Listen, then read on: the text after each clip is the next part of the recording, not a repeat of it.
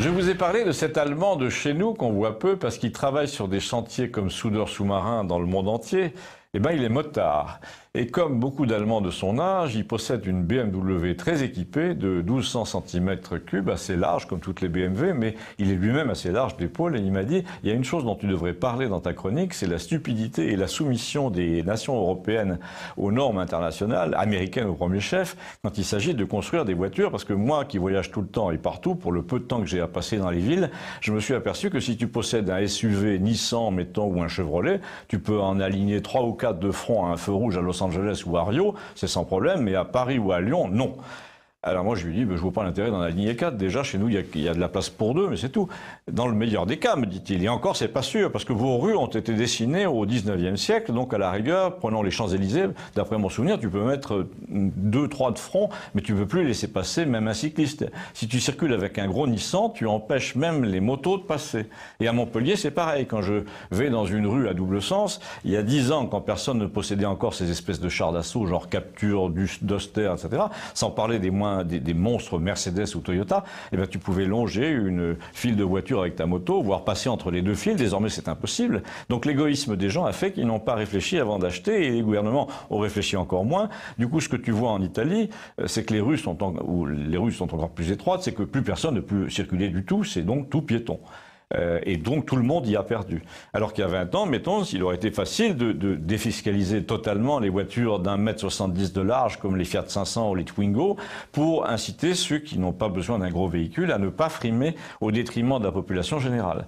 Bon, ça, c'est la première partie du raisonnement. Et notre ami motard allemand s'est arrêté là, mais Gustave, qui avait entendu derrière, m'a dit, en Californie, ils ont bâti le pays tout entier, les avenues, et à Rio et à Sao Paulo aussi, en fonction de la taille des véhicules. À Moscou, à Minsk, c'est pareil.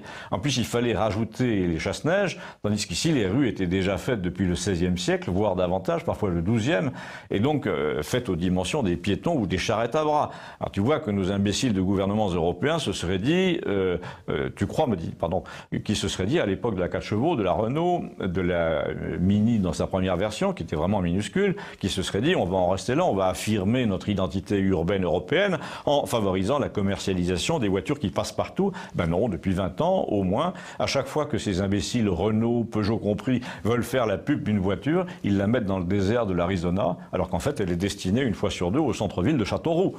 C'est pareil pour les centres commerciaux qui vont avec. Une fois que tu as rendu la circulation en centre-ville impossible, à force de Nissan géants, bah, tu es obligé de dévaster les champs de maïs en périphérie des villes pour implanter des centres commerciaux, tous en verre et en marbre, qui tuent le commerce local, qui blanchissent de l'argent aussi, parce une fois sur deux, parce qu'on n'y voit personne, mais que ça marche quand même.